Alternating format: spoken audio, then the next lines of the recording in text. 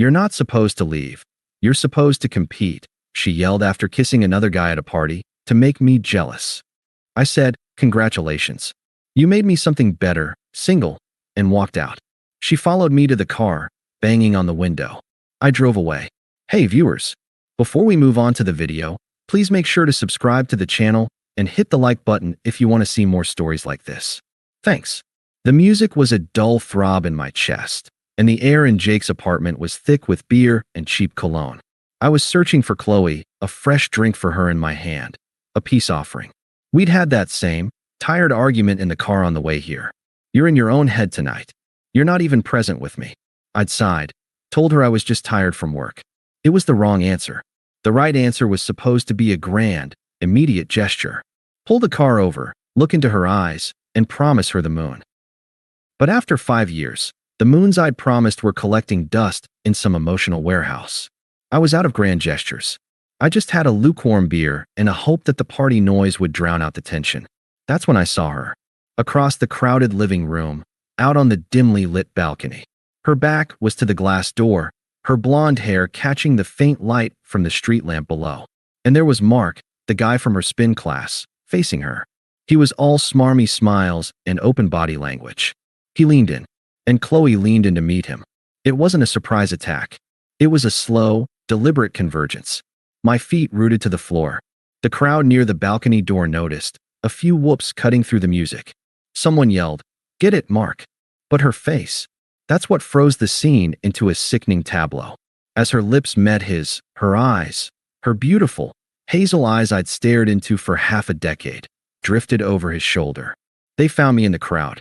They locked onto mine. And she didn't flinch. She didn't pull away in shock or guilt. She held the kiss, and she held my gaze. A challenge. A declaration. My stomach didn't drop. It crystallized into something hard and cold. This wasn't a mistake. This was a performance, and I was the intended audience. I'd seen this show before, just in different costumes. A memory flashed, clear and sharp, finding a rumpled dinner receipt in her jeans pocket a year ago. Table for two. The Oceanair. $180. A male colleague's name scribbled in the tip line. My heart had hammered. I presented it to her, my voice tight with hurt. She'd taken it, her face a mask of innocent confusion, then feigned surprise. Oh, that. God, Leo, it was a team celebration. His card declined, so I paid and he Venmo'd me.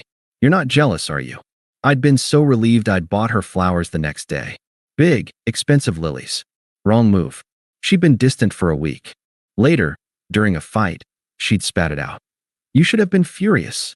You should have demanded to know what he was doing buying my dinner. The flowers just made you look weak. Like you were rewarding me. The game. Always the game. And I just failed to play correctly. The kiss on the balcony broke. Mark, looking pleased with himself, whispered something in her ear. She laughed, that tinkling, fake laugh she used when she was putting on a show, and glanced at me again. The message was clear, your move. The cold crystal in my gut spread through my veins. The noise of the party faded into a distant hum. I placed the 2 beers I was holding carefully on a nearby bookshelf. I felt remarkably calm. The confusion, the searing hot pain of betrayal. It was there, but it was buried under miles of this new, glacial clarity. I walked to the balcony door. The small crowd parted for me, sensing drama. I slid the door open. The cool night air hit my face. Mark saw me first, his smirk faltering. He had the decency to look like a kid caught with his hand in the cookie jar and took a half step back. Chloe turned. Her cheeks were flushed, her eyes bright with adrenaline and victory. She was braced for a scene. She was ready for the fight. She was hungry for it. Leo, she said, her voice a mix of defiance and mock surprise. There you are. I was looking for you. I didn't look at Mark. Get lost, I said, my voice flat. He didn't need telling twice, slinking back into the party like a shadow. It was just us two on the balcony. The distant city sounds filled the silence between us. What? She demanded, crossing her arms. You've been ignoring me all night. Don't look at me like that. Like what? Like I just committed a crime. It was just a joke, Leo. To wake you up. She took a step closer, her scent, the perfume I'd bought her for her birthday, hitting me. It felt like a violation. See, she said, a triumphant little smile playing on her lips. The same lips that were on Mark seconds ago. Now I have your attention. Was that so hard? A joke? A wake-up call? The script was so familiar it was pathetic. The receipt, the accidental text messages from exes left unread on her screen, the stories about guys hitting on her at the gym, they were all flares shot into the sky, demanding I scramble the jets and come to her rescue. To prove my love through the intensity of my jealousy. And I always had. Until now. The last of the emotional static cleared. The picture was perfectly sharp, and it was ugly. I looked at her, the woman I thought I'd build a life with, and I felt nothing but a profound, weary distance.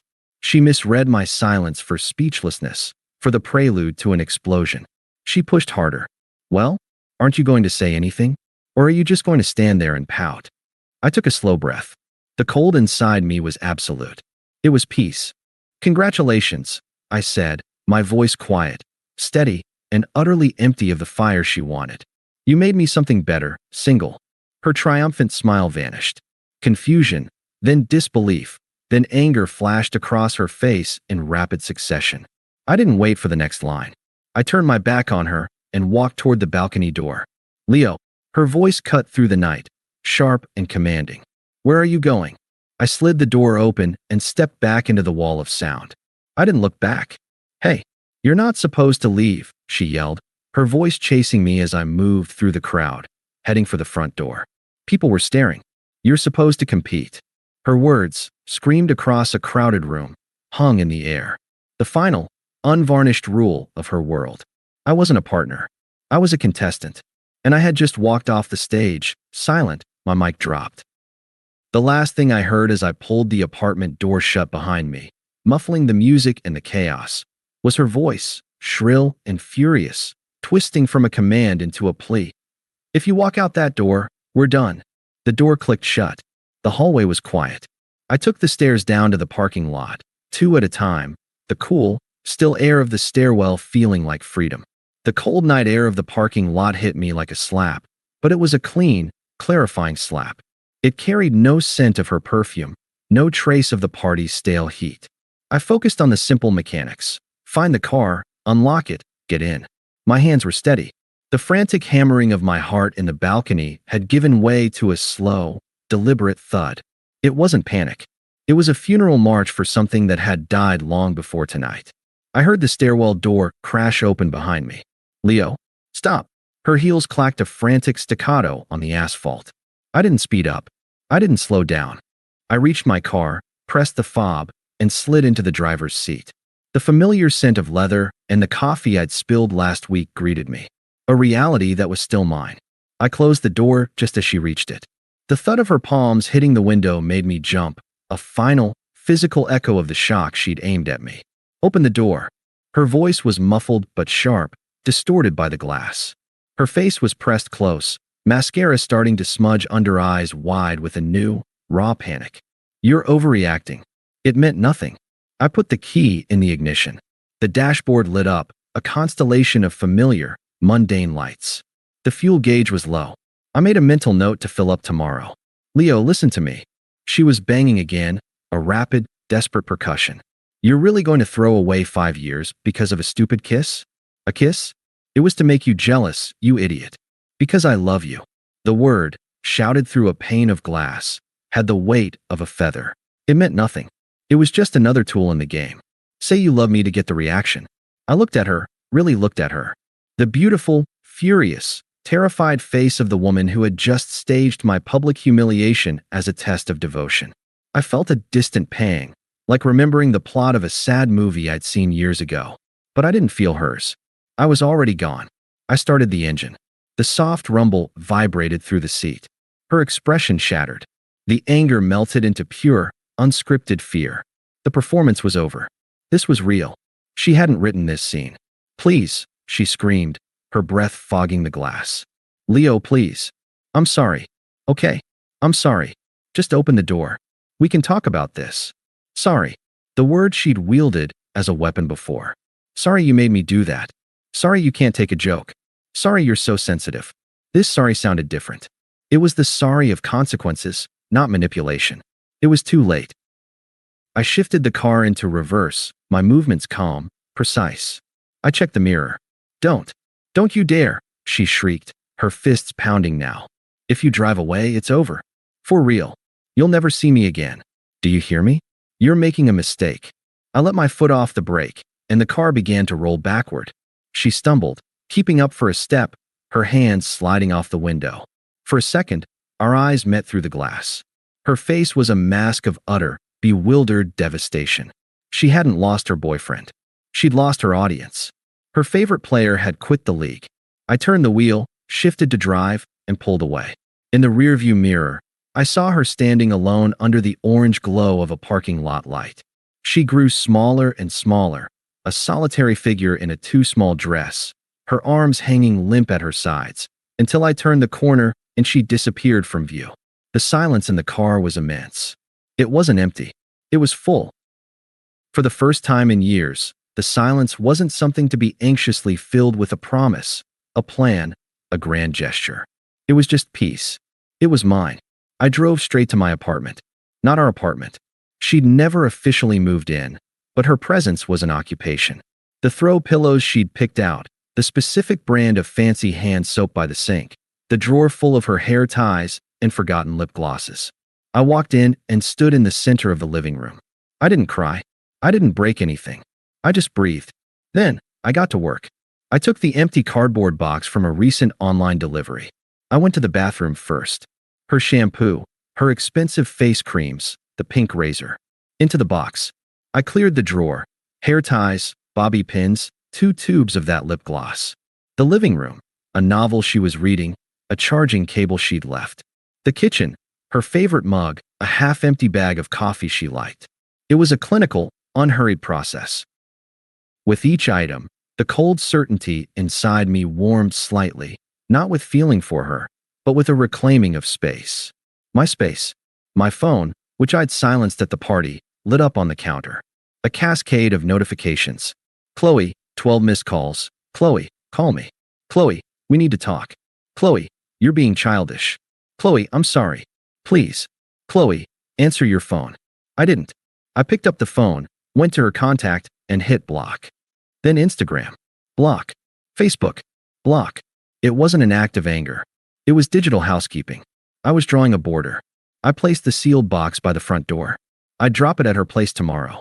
Then, I sat down on my now uncluttered couch, in the profound quiet, and stared at the wall. The betrayal replayed, but it was distant.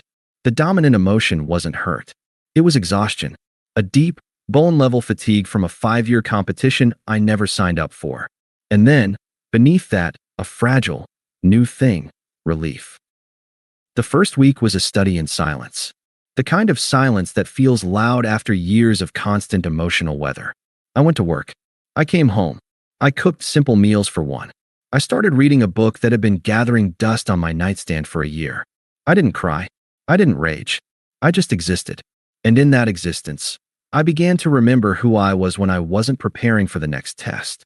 The messages started coming through the only remaining cracks in the wall. Mutual friends. Jake, party host. Hey man, heard about the drama. Chloe's a mess. She's saying it was just a stupid prank that got out of hand. You know how she is. Might be worth hearing her out. I stared at the text. You know how she is. The universal excuse for people who treat love like a combat sport. I typed back a simple, unemotional truth. Me. I do know how she is. I'm done. He didn't reply. Then, from her best friend, Sarah. Sarah. Leo, I'm not taking sides, but she's really devastated. She's crying all the time. She knows she screwed up big time.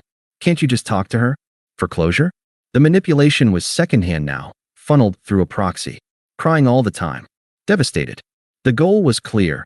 Provoke my protector instinct. Lure me back into the arena with the promise of being her comfort from the pain she'd caused. I saw the trap with crystalline clarity. Me.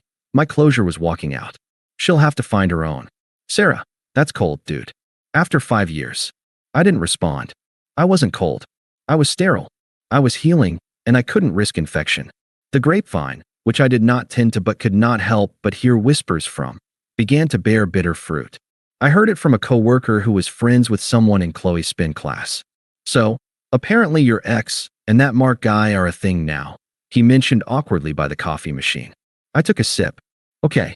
He seemed surprised by my non-reaction. Yeah, I guess it was pretty fast, huh? I wouldn't know, I said, and meant it. The next update, a few weeks later, was more detailed. Sarah, perhaps hoping to elicit a reaction, sent a more dramatic missive. Sarah, I guess you got what you wanted. She's a wreck. Mark used her for a couple weeks and ghosted her. Told her she was too intense. Real classy guy you let her run to. The blame shifting was impressive. You let her run to. As if my non-participation was an act of sabotage. I didn't reply, but the karma was noted. Poetic, almost. The prop in her play had rejected the lead actress for overacting. The final social update came through Jake again, who'd been mostly quiet. Jake ran into Chloe at the store. Looks rough. She's kind of burning bridges. Yelling at everyone for not being on her side. It's a mess. Anyway, hope you're good, man. The report was clinical, but the subtext was clear. Her support system, the very audience that had hooped at her performance, was growing tired of the endless, one-woman show. The drama had no target anymore, so it was splashing on everyone nearby. Too intense. Meanwhile, my life was undergoing a quiet renovation. I joined a gym, not to get revenge fit, but because I had time and needed an outlet. I reconnected with an old friend from college for a beer, and we talked about baseball and work, not relationships. I deep cleaned my apartment. The box had been delivered the day after the party, left on her doorstep without a note. I'd driven away before she could appear. One Saturday afternoon, a month in, I was assembling a new bookshelf, something I wanted, with clean, modern lines, not the rustic chic she would have insisted on. The sun was streaming through the bare windows. My phone buzzed with an unknown number. A part of me knew. I let it go to voicemail. An hour later, a notification popped up. Voicemail received. I finished tightening a bolt, wiped my hands, and played it. Her voice was thinner, stripped of its performative edge. It was just shaky and sad. Leo? Hi. It's me. I miss you. I've been doing a lot of thinking. That night, I was so stupid. I was scared you were falling out of love with me. A long pause, a shaky breath. Mark was nothing. A mistake. You're everything. Can we please just talk? Get coffee. I saved the voicemail. Not as a keepsake, but as evidence. Evidence of the shift. The manipulation was still there. I was scared, but it was underscored by a genuine tremor of loss. It didn't move me. It was like hearing a recording of a storm from inside a strong, warm house. I deleted it. Then I blocked the number. The quiet dignity wasn't a strategy. It was a state of being. By refusing to compete, I had disqualified myself from her game entirely. And from the peaceful sidelines, I watched as the game, deprived of its primary opponent, began to consume itself. The voicemail was a tremor, but the earthquake came on a Tuesday evening 2 weeks later. I was at the gym, halfway through a set of deadlifts, the burn in my muscles a clean, honest pain. It was my new temple, a place of repetition and clear progress. No games, just gravity. I saw her reflection in the mirror before I saw her directly.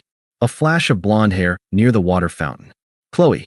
She was wearing yoga pants and a hoodie, but it wasn't the polished, matching set kind she used to wear. This was thrown on, defensive. Her eyes were locked on me, red-rimmed and hollow. I finished my set, re-racked the weight with a controlled clang, and reached for my towel.